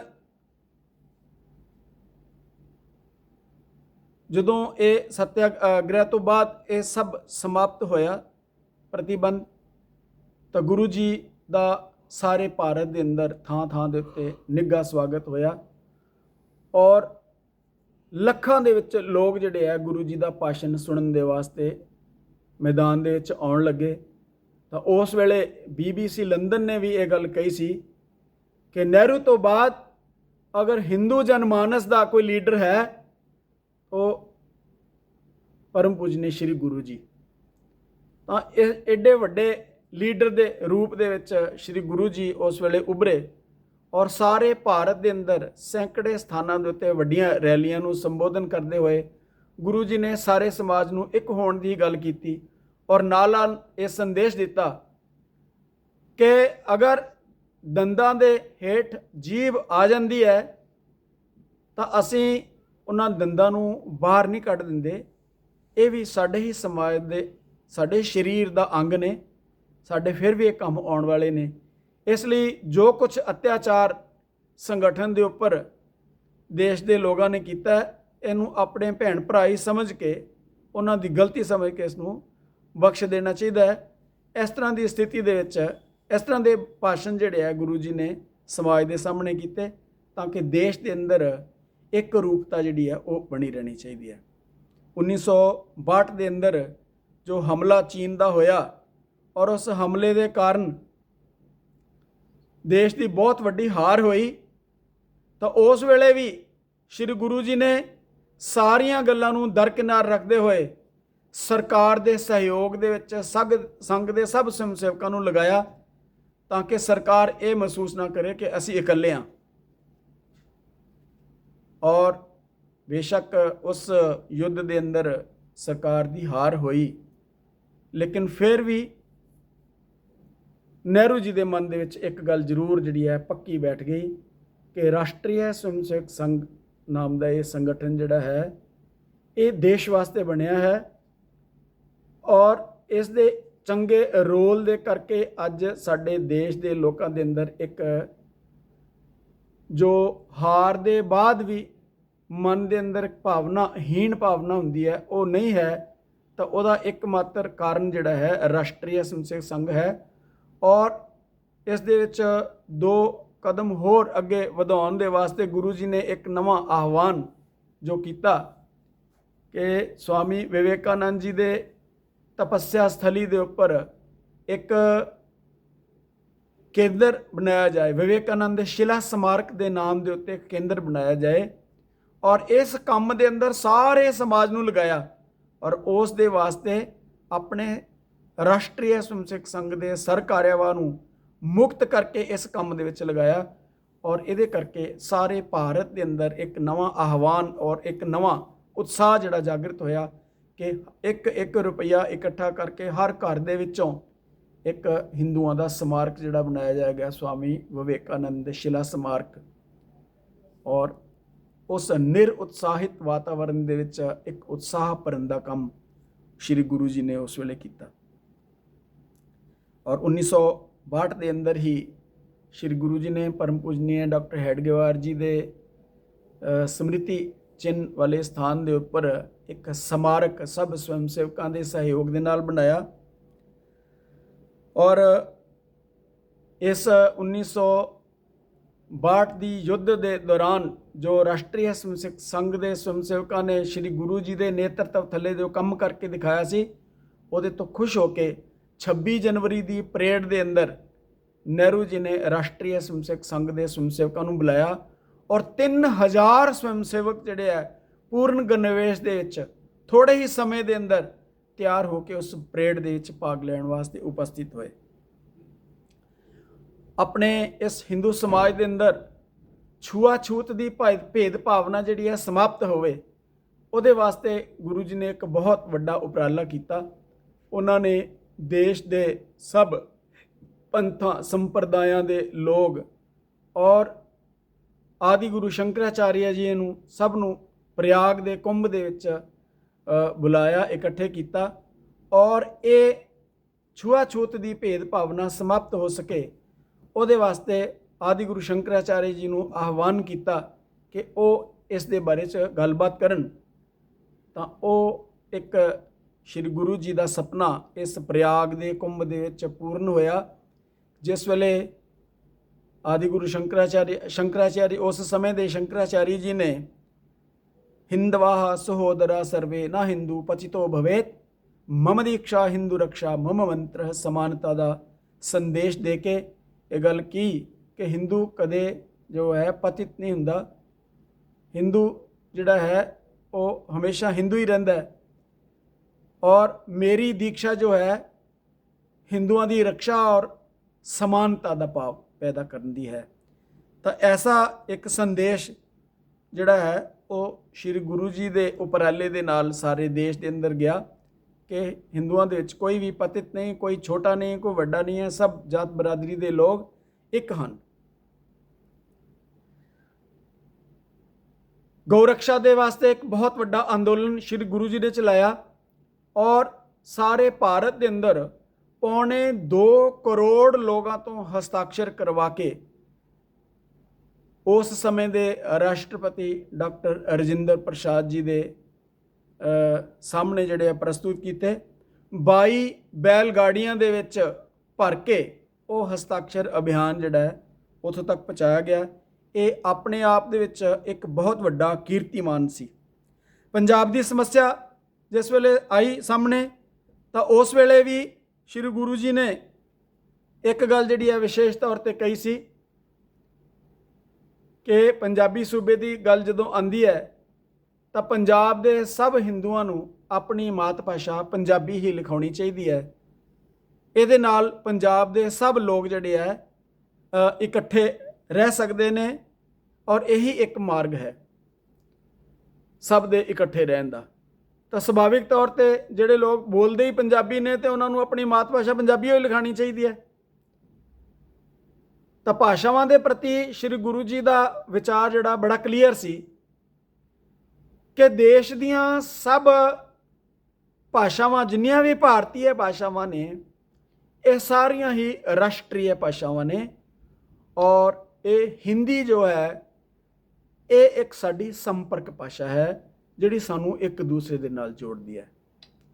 ਤਾਂ ਇਹਦੇ ਨਾਲ ਜਿੰਨੇ ਵੀ ਭਾਸ਼ਾ ਭਾਸ਼ੀ ਲੋਕ ਹਿੰਦੁਸਤਾਨ ਦੇ ਸਨ ਉਹਨਾਂ ਸਭ ਦੇ ਮਨ ਦੇ ਵਿੱਚ ਰਾਸ਼ਟਰੀਅਤਾ ਦਾ ਭਾਵ ਜਾਗਰਿਤ ਹੁੰਦਾ ਕਿ ਸਾਡੀ ਭਾਸ਼ਾ ਵੀ ਰਾਸ਼ਟਰੀ ਭਾਸ਼ਾ ਹੈ ਔਰ ਹਿੰਦੀ ਸਾਨੂੰ ਇਸ ਕਰਕੇ ਆਉਣੀ ਚਾਹੀਦੀ ਹੈ ਕਿਉਂਕਿ ਸਾਡੀ ਸੰਪਰਕ ਭਾਸ਼ਾ ਜਿਸ ਵੀ ਸਟੇਟ ਦੇ ਵਿੱਚ ਜਾਵਾਂਗੇ अगर असीं संपर्क करना तो ਉਹਦੇ ਵਾਸਤੇ ਸਾਡੇ ਹਿੰਦੀ ਜਿਹੜੀ ਹੈ ਸਾਡੀ ਮਦਦ ਕਰੇਗੀ। ਤਾਂ ਇਹ ਇੱਕ ਬੜਾ ਹੀ ਕਲੀਅਰ ਫੰਡਾ ਸ਼੍ਰੀ ਗੁਰੂ ਜੀ ਦਾ ਸੀ ਭਾਸ਼ਾਵਾਂ ਦੇ ਪ੍ਰਤੀ। 1973 ਦੇ ਅੰਦਰ ਕਰਕ ਰੋਗ ਤੋਂ ਆਪ ਪੀੜਿਤ ਹੋਏ। ਛਾਤੀ ਦੇ ਅੰਦਰ ਛੋਟੀ ਜਿਹੀ ਗੰਢ ਜਿਹੜੀ ਇੱਕ ਮਹਿਸੂਸ ਹੋਈ ਤੇ ਉਹਦਾ ਟੈਸਟਿੰਗ ਕਰਾਉਣ ਤੋਂ ਬਾਅਦ ਜਾਣਕਾਰੀ ਮਿਲੀ ਕਿ ਇਹ ਕਰਕ ਰੋਗ ਦੇ ਕਾਰਨ ਹੈ। ਲੇਕਿਨ ਮਈ ਦੇ ਅੰਦਰ ਇਸ ਦੀ ਡਿਟੈਕਸ਼ਨ ਹੋਣ ਦੇ ਬਾਅਦ ਵੀ ਗੁਰੂ ਜੀ ਨੇ ਕਿਹਾ ਕਿ ਮੈਂ ਆਪਣਾ ਇਹ ਪ੍ਰਵਾਸ ਜੁਲਾਈ ਤੱਕ ਦਾ ਪੂਰਨ ਕਰਨ ਤੋਂ ਬਾਅਦ ਹੀ ਆਪਰੇਸ਼ਨ ਕਰਵਾਵਾਂਗਾ। ਤਾਂ ਜੁਲਾਈ ਦੇ ਮਹੀਨੇ ਦੇ ਅੰਦਰ ਉਹਨਾਂ ਦੇ ਇਸ ਰੋਗ ਦਾ ਆਪਰੇਸ਼ਨ ਹੋਇਆ ਔਰ ਬੜੇ ਹੱਸੀ ਮਜ਼ਾਕ ਦੇ ਵਿੱਚ ਹੀ ਉਹਨਾਂ ਨੇ ਡਾਕਟਰ ਨੂੰ ਪੁੱਛਿਆ ਕਿ ਡਾਕਟਰ ਹੋਰ ਕਿੰਨੇ ਸਾਲ ਮੈਂ ਜੀ ਸਕਦਾ ਹਾਂ। ਤਾਂ ਉਹਨਾਂ ਨੇ ਜੋ ਵੀ ਉਹਨਾਂ ਨੂੰ ਸੰਦੇਸ਼ ਡਾਕਟਰ ਨੇ ਦਿੱਤਾ ਤਾਂ ਬੜੀ ਖੁਸ਼ੀ ਦੇ ਨਾਲ ਗੁਰੂ ਜੀ ਨੇ ਉਹਨਾਂ ਨੂੰ ਕਿਹਾ ਕਿ ਇੰਨਾ ਸਮਾਂ ਤਾਂ ਮੇਰੇ ਵਾਸਤੇ ਬਹੁਤ ਹੈ, ਕੰਮ ਮੇਰੇ ਵਾਸਤੇ ਬਹੁਤ ਕਰਨ ਵਾਲੇ ਪਏ ਆ, ਪਰ ਫਿਰ ਵੀ ਮੈਂ ਕੋਸ਼ਿਸ਼ ਕਰਾਂਗਾ ਕਿ ਇੰਨੇ ਸਮੇਂ 'ਚ ਮੈਂ ਆਪਣੇ ਸਾਰੇ ਕੰਮ ਨਿਬੇੜ ਲਵਾਂ। ਯਾਨੀ ਐਡੀ ਵੱਡੀ ਬਿਮਾਰੀ ਹੋਣ ਦੇ ਬਾਵਜੂਦ ਵੀ ਸ਼੍ਰੀ ਗੁਰੂ ਜੀ ਦੇ ਮਨ ਦੇ ਅੰਦਰ ਐਸਾ ਭਾਵ, ਪੋਜ਼ੀਟਿਵ ਭਾਵ ਕਿ ਮੇਰੇ ਇੰਨੇ 3 ਸਾਲਾਂ ਦੇ ਅੰਦਰ ਤਾਂ ਮੈਂ ਬਹੁਤ ਸਾਰੇ ਕੰਮ ਜਿਹੜੇ ਹੈ ਕਰ ਲਵਾਂਗਾ। ਇਹ 1970 ਦੀ ਘਟਨਾ ਹੈ, 73 ਮੇਰੇ ਨਾਲ ਗਲਤੀ ਨਾਲ ਕਿਹਾ ਗਿਆ। ਤਾਂ 3 ਸਾਲ ਉਹ ਹੋਰ ਗੁਰੂ ਜੀ ਔਰ ਆਪਣੇ ਕਈ ਸਾਰੇ ਕੰਮ ਜਿਹੜੇ ਹੈ ਇਹਨਾਂ 3 ਸਾਲਾਂ ਦੇ ਅੰਦਰ ਉਹਨਾਂ ਨੇ ਪੂਰੇ ਕੀਤੇ। ਪੱਤਰਕਾਰ ਲੋਕ ਅਕਸਰ ਉਹਨਾਂ ਨੂੰ ਪੁੱਛਦੇ ਸਨ ਕਿ ਤੁਹਾਡਾ ਘਰ ਕਿੱਥੇ ਹੈ, ਤਾਂ ਉਹਨਾਂ ਦਾ ਇੱਕ ਹੀ ਉੱਤਰ ਹੁੰਦਾ ਸੀ ਕਿ ਬਚਪਨ ਦੇ ਵਿੱਚ ਵੀ ਮੇਰਾ ਘਰ ਜਿਹੜਾ ਹੈ ਉਹ ਗੱਡੀ ਦਾ ਡੱਬਾ ਹੁੰਦਾ ਸੀ ਤੇ ਜਦੋਂ ਦਾ ਮੈਂ ਵਿਅਸਕ ਹੋਇਆ ਉਦੋਂ ਦਾ ਵੀ ਮੇਰਾ ਘਰ ਜਿਹੜਾ ਹੈ ਗੱਡੀ ਦਾ ਹੀ ਡੱਬਾ ਹੈ। ਤਾਂ ਪੱਤਰਕਾਰਾਂ ਨੇ ਥੋੜ੍ਹਾ ਹੋਰ ਪੁੱਛਿਆ ਤਾਂ ਉਹਨਾਂ ਨੂੰ ਦੱਸਿਆ ਗਿਆ ਕਿ ਮੇਰੇ ਪਿਤਾ ਜੀ ਅਧਿਆਪਕ ਸਨ ਔਰ ਬੜੀ ਛੇਤੀ ਉਹਨਾਂ ਦੀ ਬਦਲੀ ਹੋ ਜਾਂਦੀ ਸੀ ਤੇ ਜਦੋਂ ਬਦਲੀ ਹੋ ਜਾਂਦੀ ਸੀ ਤੇ ਸਾਰਾ ਸਮਾਨ ਚੱਕ ਕੇ ਸਾਨੂੰ ਜਾਣਾ ਪੈਂਦਾ ਸੀ ਤੇ ਉਹਦੇ ਵਿੱਚ ਜੇ ਮਾਤਾ ਜੀ ਮੈਨੂੰ ਕੁੱਛੜ ਚੁੱਕ ਲੈਂਦੇ ਸੀ ਤੇ ਮੈਂ ਮਿਡਲ ਬਰਥ ਤੇ ਚਲਾ ਜਾਂਦਾ ਸੀ। ਜੇ ਮੈਨੂੰ ਪਿਤਾ ਜੀ ਆਪਣੇ ਮੋਢਿਆਂ ਤੇ ਚੱਕ ਲੈਂਦੇ ਸੀ ਤੇ ਮੈਂ ਅਪਰ ਬਰਥ ਤੇ ਚਲਾ ਜਾਂਦਾ ਸੀ ਔਰ ਜਦੋਂ ਮੈਨੂੰ ਪੈਦਲ ਤੁਰਨਾ ਪੈਂਦਾ ਸੀ ਤੇ ਮੈਂ ਸਮਝਦਾ ਚਲੋ ਠੀਕ ਹੈ, ਲੋਅਰ ਬਰਥ ਹੀ ਠੀਕ ਹੈ, ਕੋਈ ਗੱਲ ਨਹੀਂ। ਔਰ ਲੇਕਿਨ ਇਹ ਅਪਰ ਲੋਅਰ ਔਰ ਮਿਡਲ ਬਰਥ ਜਿਹੜੀ ਹੈ ਉਹਨਾਂ ਦੇ ਜੀਵਨ ਦੇ ਵਿੱਚ ਸਾਰੀ ਉਮਰ ਨਾਲ ਹੀ ਜੁੜੀ ਰਹੀ। 33 ਸਾਲਾਂ ਦੇ ਇਸ ਸਰਸੰਗ ਚਾਲਕ ਜੀਵਨ ਦੇ ਦੌਰਾਨ ਇਸ ਭਾਰਤ ਭੂਮੀ ਦੇ 66 ਵਾਰ ਉਹਨਾਂ ਨੇ ਚੱਕਰ ਲਗਾਏ, ਦੌਰਾ ਕੀਤਾ। ਤਾਂ ਹਿੰਦੁਸਤਾਨ ਦਾ ਕੋਈ ਵੀ ਐਸਾ ਮਹਾਂਪੁਰਸ਼ ਨਹੀਂ ਹੈ ਜਿਨ੍ਹਾਂ ਨੇ 33 ਸਾਲਾਂ ਦੇ ਅੰਦਰ 66 ਵਾਰ ਭਾਰਤ ਦਾ, ਪੂਰਨ ਭਾਰਤ ਦਾ ਹਰ ਸਟੇਟ ਵਾਈਜ਼, ਸੂਬੇ ਵਾਈਜ਼ ਉਹਨਾਂ ਨੇ ਪ੍ਰਵਾਸ ਕੀਤਾ ਹੋਵੇ। ਤਾਂ ਐਸਾ ਖਿਤਾਬ ਜਿਹੜਾ ਹੈ ਸ਼੍ਰੀ ਗੁਰੂ ਜੀ ਦੇ ਸਿਰ ਤੇ ਹੀ ਸਿਆ ਜਾਂਦਾ ਹੈ ਕਿ ਇੰਨਾ ਸਘਨ ਪ੍ਰਵਾਸ ਕਰਕੇ ਗੁਰੂ ਜੀ ਨੇ ਰਾਸ਼ਟਰੀ ਸਵੈਮ ਸੇਵਕ ਸੰਘ ਦੇ ਕੰਮ ਨੂੰ ਸਮਾਜ ਦੇ ਵਿੱਚ ਇੱਕ ਐਸੇ ਸਨਮਾਨਜਨਕ ਸਥਾਨ ਦੇ ਉੱਤੇ ਪਹੁੰਚਾਇਆ। ਇੰਨਾ ਹੀ ਨਹੀਂ ਤਾਂ ਉਹਨਾਂ ਨੇ ਆਪਣੇ ਇਸ ਜੀਵਨ ਦੇ ਦੌਰਾਨ ਹੋਰ ਕਈ ਸਾਰੇ ਸੰਗਠਨਾਂ ਨੂੰ ਜਨਮ ਦਿੱਤਾ, ਜਿਸ ਤਰ੍ਹਾਂ ਅਖਿਲ ਭਾਰਤੀ ਵਿਦਿਆਰਥੀ ਪਰਿਸ਼ਦ, ਵਿਸ਼ਵ ਹਿੰਦੂ ਪਰਿਸ਼ਦ, ਵਨਵਾਸੀ ਕਲਿਆਣ ਆਸ਼ਰਮ, विद्या भारती, राष्ट्रीय किसान संघ, भारतीय किसान संघ, भारतीय मजदूर संघ इत्यादि अनेकों संगठनों ਨੂੰ ਉਹਨਾਂ ਨੇ ਜਨਮ ਦਿੱਤਾ। ਔਰ ਇਹ ਸਾਰੇ ਸੰਗਠਨ ਅੱਜ ਹਿੰਦੁਸਤਾਨ ਹੀ ਨਹੀਂ ਤਾਂ ਸਾਰੇ ਵਿਸ਼ਵ ਦੇ ਅੰਦਰ ਪਹਿਲੇ ਸਥਾਨ ਦੇ ਉੱਤੇ ਆਪਣੀ ਆਪਣੀ ਮੈਂਬਰਸ਼ਿਪ ਦੇ ਹਿਸਾਬ ਦੇ ਨਾਲ ਖੜੇ ਨੇ। ਔਰ ਮੈਂਬਰਸ਼ਿਪ ਹੀ ਨਹੀਂ ਤੇ ਆਪਣੀ ਆਈਡੀਓਲੋਜੀ ਦੇ ਆਧਾਰ ਦੇ ਉੱਤੇ ਵੀ ਸਭ ਤੋਂ ਅਗਰਗਣੀ ਅੱਜ ਇਹ ਸਾਰੇ ਸੰਗਠਨ ਬਣੇ ਹੋਏ ਨੇ। ਮੈਂ ਸਮਝਦਾ ਕਿ ਐਸਾ ਚਮਤਕਾਰੀ ਪੁਰਸ਼ ਜਿਹੜਾ ਹੈ ਦੁਨੀਆ ਦੇ ਵਿੱਚ ਕਦੇ ਕਦੇ ਹੀ ਆਉਂਦਾ ਹੈ। ਤਾਂ ਐਸੇ ਸਨ ਸਾਡੇ ਸ਼੍ਰੀਮਾਨ ਸ਼੍ਰੀ ਪਰਮ ਪੂਜਨੀय ਸ਼੍ਰੀ ਗੁਰੂ ਜੀ ਮਾਧਵ ਰਾਜ ਸਦਾਸ਼ਿਵ ਗੋਲਵਲਕਰ। ਜਾਂਦੇ ਸਮੇਂ ਉਹ 3 ਚਿੱਠੀਆਂ ਜਿਹੜੀਆਂ ਉਹ ਲਿਖ ਕੇ ਗਏ, ਜਿਨ੍ਹਾਂ ਦੇ ਵਿੱਚ ਪਹਿਲੀ ਚਿੱਠੀ ਜਿਹੜੀ ਹੈ ਉਹਨਾਂ ਦੇ ਜਾਣ ਤੋਂ ਬਾਅਦ ਨਾਗਪੁਰ ਦੇ ਮਹਾਨਗਰ ਸੰਘ ਚਾਲਕ ਜੀ ਨੇ ਪੜ੍ਹੀ, ਜਿਹਦੇ ਵਿੱਚ ਇਹ ਲਿਖਿਆ ਹੋਇਆ ਸੀ ਕਿ ਮੇਰੇ ਤੋਂ ਬਾਅਦ ਬਾਲਾ ਸਾਹਿਬ ਦੇਹਵਰਸ ਜੀ ਰਾਸ਼ਟਰੀ ਸਵੈਮ ਸੇਵਕ ਸੰਘ ਦੇ ਅਗਲੇ ਸਰਸੰਘ ਚਾਲਕ ਹੋਣਗੇ। ਦੂਸਰੇ ਪੱਤਰ ਦੇ ਵਿੱਚ ਉਹਨਾਂ ਨੇ ਲਿਖਿਆ ਹੋਇਆ ਸੀ ਕਿ ਪਰਮ ਪੂਜਨੀय ਸ਼੍ਰੀ ਗੁਰੂ ਜੀ ਡਾਕਟਰ ਹੈਡਗੇਵਾਰ ਜੀ ਤੋਂ ਬਾਅਦ ਕਿਸੇ ਹੋਰ ਸਰਸੰਗਤ ਚਾਲਕ ਦਾ ਸਮਾਰਕ ਬਣਾਉਣਾ ਅਪੇक्षित ਨਹੀਂ ਹੈ। ਔਰ ਇਸੇ ਤਰ੍ਹਾਂ ਹੀ ਤੀਸਰਾ ਪੱਤਰ ਜਿਹੜਾ ਹੈ ਉਹ ਬਾਲਾ ਸਾਹਿਬ ਦੇਵਰਸ ਜੀ ਨੇ ਦੂਸਰਾ ਔਰ ਤੀਸਰਾ ਪੱਤਰਕ ਪੜ੍ਹਿਆ ਸੀ। ਤਾਂ ਤੀਸਰਾ ਪੱਤਰਕ ਪੜ੍ਹਦੇ ਸਮੇਂ ਬਾਲਾ ਸਾਹਿਬ ਦੇਵਰਸ ਜੀ ਕੋਲੋਂ ਵੀ ਉਹ ਪੂਰਾ ਪੱਤਰਕ ਪੜ੍ਹਿਆ ਨਹੀਂ ਜਾ ਸਕਿਆ, ਜਿਸ ਦੇ ਵਿੱਚ ਸ਼੍ਰੀ ਗੁਰੂ ਜੀ ਨੇ ਆਪਣੇ ਦੋਵੇਂ ਹੱਥ ਜੋੜ ਕੇ ਇਹ ਵਿਨਮਰ ਨਿਵੇਦਨ ਕੀਤਾ ਸੀ ਕਿ ਕੰਮ ਕਰਦੇ ਸਮੇਂ ਕੁਝ ਸਵੈਮ ਸੇਵਕਾਂ ਨੂੰ ਉੱਚਾ ਨੀਵਾਂ ਮੇਰੇ ਦੁਆਰਾ ਕਿਹਾ ਗਿਆ ਹੋਏਗਾ ਔਰ ਉਹਦੇ ਕਰਕੇ ਉਹਨਾਂ ਦੇ ਹਿਰਦੇ ਨੂੰ ਪੀੜਾ ਪਹੁੰਚੀ ਹੋਏਗੀ, ਤਾਂ ਉਸ ਦੇ ਲਈ ਮੈਂ ਆਪਣੇ ਦੋਵੇਂ ਹੱਥ ਜੋੜ ਕੇ ਸਭ ਕੋਲੋਂ ਖਿਮਾ ਦਾ ਯਾਚਕ ਹਾਂ। ਤਾਂ ਐਸੇ ਵਿਨਮਰ ਭਾਵ ਦੇ ਨਾਲ ਸ਼੍ਰੀ ਗੁਰੂ ਜੀ ਇਸ ਦੁਨੀਆ ਤੋਂ ਗਏ ਔਰ ਲੱਖਾਂ ਲੋਕਾਂ ਨੇ ਉਹਨਾਂ ਨੂੰ ਅਸ਼ਰੂਪੂਰਨ ਸ਼ਰਧਾਂਜਲੀ ਜਿਹੜੀ ਹੈ 1973 ਦੇ ਅੰਦਰ ਦਿੱਤੀ। ਅਸੀਂ ਸਾਰੇ ਜਾਣਦੇ ਹਾਂ ਐਸੇ ਮਹਾਂਪੁਰਖ ਦੇ ਜੀਵਨ ਤੋਂ ਵਾਰ-ਵਾਰ ਜਦੋਂ ਅਸੀਂ ਪੜ੍ਹਦੇ ਹਾਂ ਤਾਂ ਕੋਈ ਨਾ ਕੋਈ ਪ੍ਰੇਰਨਾ ਦਾ ਜ਼ਰੂਰ ਬਿੰਦੂ ਉਹਦੇ ਵਿੱਚੋਂ ਮਿਲਦਾ ਹੈ। ਇੱਕ ਗੱਲ ਵਿਸ਼ੇਸ਼ ਉਹਨਾਂ ਦੇ ਜੀਵਨ ਦੀ ਜੋ ਸੀ ਕਿ ਉਹ ਪ੍ਰਸਿੱਧੀ ਪ੍ਰੰਗ ਮੁਖ ਸਨ। ਆਪਣੀ ਫੋਟੋ ਤੱਕ ਜਿਹੜੀ ਹੈ ਖਿਚਵਾਉਣਾ ਉਹ ਠੀਕ ਨਹੀਂ ਸਮਝਦੇ ਸਨ। ਔਰ ਜਿਸ ਵੇਲੇ ਉਹਨਾਂ ਦੇ ਜਾਣ ਤੋਂ ਬਾਅਦ ਇਹ ਕੋਸ਼ਿਸ਼ ਕੀਤੀ ਗਈ ਕਿ ਲੱਭਿਆ ਜਾਏ ਉਹਨਾਂ ਦਾ ਚਿੱਤਰ ਕਿਹੜਾ ਵਧੀਆ ਹੈ ਜਾਂ ਕਿਤੇ ਚਿੱਤਰ ਉਹਨਾਂ ਦਾ ਮਿਲ ਜਾਏ, ਤਾਂ ਬੜੀ ਕਠਿਨਾਈ ਦੇ ਨਾਲ ਹੀ ਉਹ ਚਿੱਤਰ ਜਿਹੜੇ ਆ ਮਿਲ ਪਾਏ। ਤਾਂ ਬਹੁਤ ਘੱਟ ਪ੍ਰਸੰਗ ਹੁੰਦੇ ਸਨ ਜਦੋਂ ਉਹ ਚਿੱਤਰ ਖਿਚਵਾਉਂਦੇ ਸਨ। ਤਾਂ ਐਸੇ ਸਨ ਸ਼੍ਰੀ ਗੁਰੂ ਜੀ। ਇੰਨਾ ਹੀ ਮੈਂ ਨਿਵੇਦਨ ਕਰਨਾ ਸੀ। ਬਹੁਤ ਬਹੁਤ ਧੰਨਵਾਦ।